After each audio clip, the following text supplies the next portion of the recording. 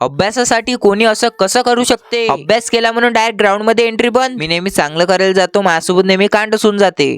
सगळ्यात पहिले पियुषले घेऊन ग्राउंड मध्ये आलो. आपलं रोजचं वर्कआउट करून, रनिंग गिनिंग करून, मेडिटेशन करून, सर्व काम उरफून मी अभ्यासाला लागलो. तुम्हाला तर माहिती आहे आपला सुरू आहे चॅलेंज. आज आहे 0 to 70% इन 90 days 12 बोर्ड चॅलेंजचा डे 6. मस्तपैकी बायोलॉजीच्या नवीन चॅप्टरची सुरुवात केली. रिप्रोडक्शन इन अॅनिमलचा कन्सेप्ट समजला. ये होईना बात. आता कसं लवकर लवकर डोक्यात घुसत आहे म्हणल्यावर अभ्यास पण सोपं होऊन जाते. 2 घंट्याचा अभ्यास करून आम्ही निघालो या ग्राउंडची सर्वात मोठे हेडला भेटायला. कारण पब्लिक रोज गेले 4 दिवस मी सकाळी सकाळी ग्राउंड वर येतो, पण इथली सिक्युरिटी मला यूज नाही देत. पहिल्या दिवशी मला टोचलं. ते तर जाऊ द्या, ते एवढ्या वेगळ्या भाषेत बोलत की सांगूच नका. मी तर माझ्या मित्रासोबत आलतो जो या पिकवीत राहते, आणि सगळं हजेरी गिजेरी लावून तेव्हाने बोलले. सगळं झालं गेल्यावर बोलले. पण ते म्हणतात ना, खोट्याची ही दुनिया. आपण किती खरं असलो तरी वाईट आपल्यालाच म्हणतात. झालं तसं सिक्युरिटीनं डायरेक्ट आमच्यावर जुलूम टाकला. म्हटलं क्या बात आहे, खरं काय खोटं काय ते सिद्ध करायला आम्ही डायरेक्ट सर कडे आलो, आणि सरनं 2 मिनिटात विषय निपटवला. पण सर म्हणत होते की तू बाहेरचा आहेस, तर बाहेरच्यांले काय परमिशन आहे ग्राउंड मध्ये? सरले रिक्वेस्ट करून सुद्धा काय झालं नाही. पियुष तर पिकवीच आहे म्हणून त्याला परमिशन आहे. आणि आम्ही गेल्या काही दिवस कोणता खराब कुचिनपणा काय केला नाही. अभ्यास आणि वर्कआउट तिकडे पण गेलतो तर ग्राउंड मध्ये फक्त मुलीलीच एंट्री. कसं आहे पब्लिक, यांना बाहेरचे लोक काही दिसणार नाही, फक्त आम्ही अभ्यास करणारे दिसतो.